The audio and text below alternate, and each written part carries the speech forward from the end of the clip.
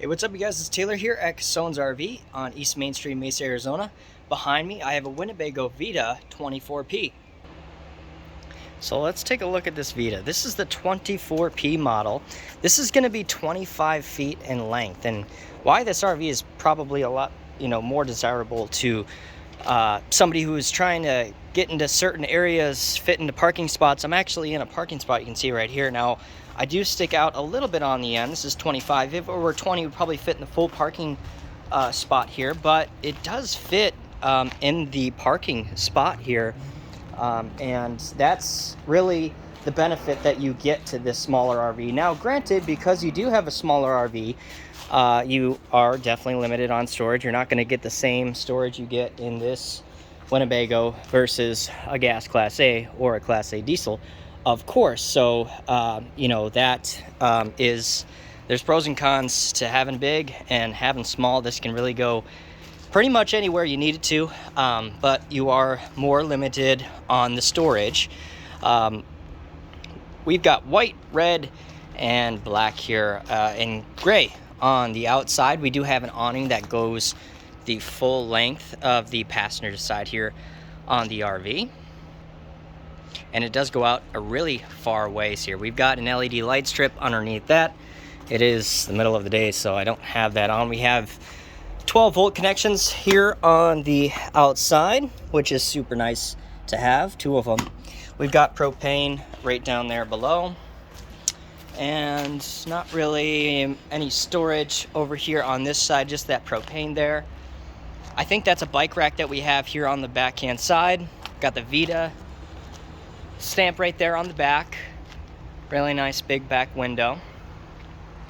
In the back here is our biggest storage area here on the outside. I will say this does have pretty great storage for its size on the outside, and this is a pretty big storage container here on the outside.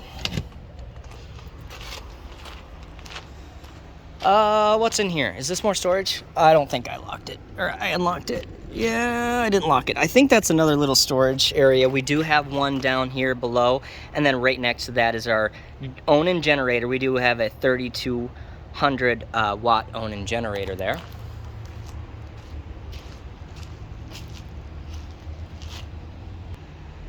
Again, this is a 2020. It's got about 39,000 some miles on it. Now, this is the Mercedes diesel, so you are going to get better fuel economy. You do pay a little bit more for a diesel versus a Ford or a Chevy. A little bit better fuel economy. It's going to last longer. It's going to get up those hills a little bit better.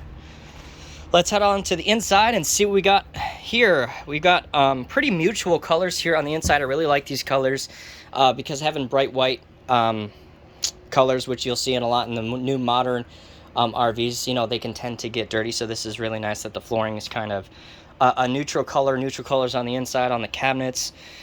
Here's our front cab here. Sometimes this is a really heavy step down, not too big of a step down there. We do have a backup camera in this. And right above the captain's chair and passenger's chair, we have your top bunk here. We do have a ladder right next to that.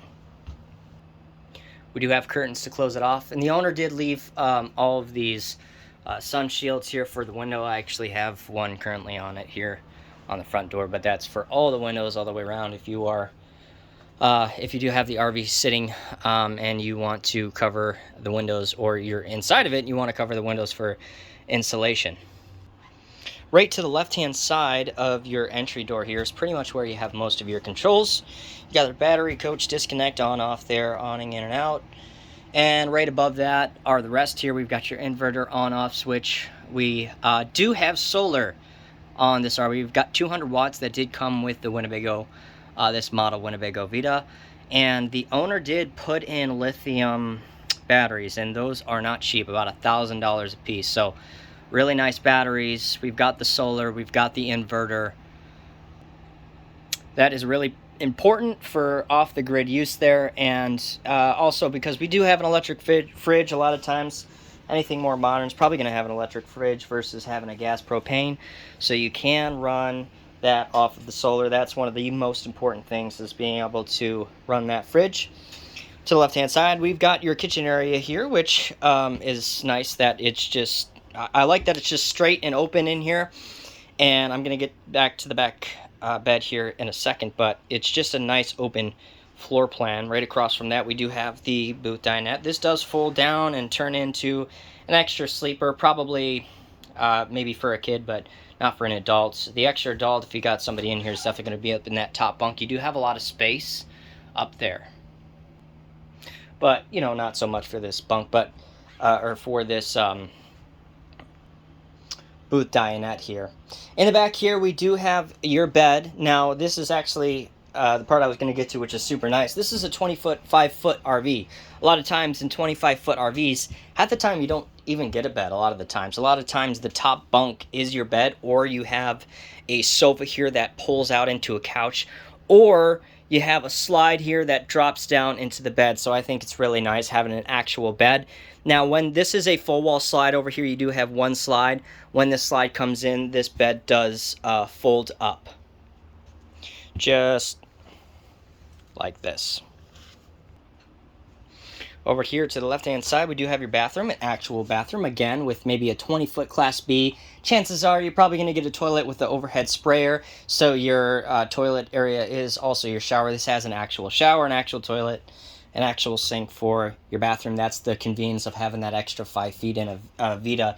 I think this is really, I was kind of contemplating even what kind of model this is, if it's a C, if it's a B. I believe this is going to be like a B plus because it has the structure, the height of a C, but it has the size of a B. A lot of Bs are 25 or 20 feet, so this is really right in between. This is probably considered to be a B plus. We've got some nice backsplash in there with an overhead LED light strip, which this kitchen's again, it's nice that it's flush and just straight and open. We do actually have really good cabinet space up here. The owners did take off the TVs just because they were rattling around while they were going down the road, so they didn't want to, they just wanted to, you know, take them off. That happens with a lot with RVs, actually. They're either strapped down or they're just taken off. But a lot of storage up here in these top cabinets, cabinets down here below. We do have microwave hiding underneath there, so that is your convection microwave versus having an oven. It's down below. We do have a 3-burner stove cooktop.